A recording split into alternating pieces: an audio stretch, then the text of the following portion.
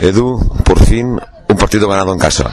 Sí, ha sido un partido bastante complicado porque eran muy grandes, pegaban muchas patadas. La verdad que es un partido difícil a priori, pero que lo han sacado muy bien. Muchos altibajos, ha habido fases del partido que el juego ha tenido muchos altibajos.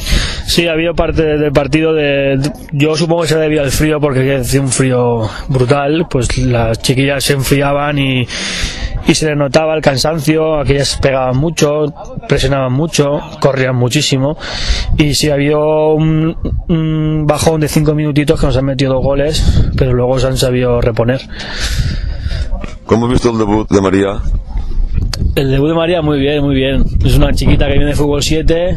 Hemos hablado con ella al principio del partido para que no se pusiera nerviosa, que tranquilidad, que sabían todo lo que tenían que hacer y que le iban a apoyar en todo, y nada, salió muy bien. Los 2 goles que le han metido son imparables. Sí, sobre todo el segundo, pero ha hecho también paradas de mucho mérito. Sí, es una chiquita muy valiente. Además le han pegado un buen viaje en la primera parte, le han hecho un chichón, una brecha en la cabeza porque la han pisado con la bota, y nada, siguiente jugada salió igual, o sea que miedo no tiene y pinta de muy buenas maneras. Entonces, la valoración hoy el equipo del partido, bien, ¿no? Sí, una valoración positiva, porque como tú has preguntado antes, que por fin hemos ganado en casa, que es un campo que por conforme está ubicado a nosotros nos perjudica mucho, porque siempre hace aire, siempre se lleva el aire, y son pequeñitas, y a la hora de jugar por el suelo juegan muy bien, pero cuando les toca chutar a la puerta y levantar el balón, pues no tienen fuerza.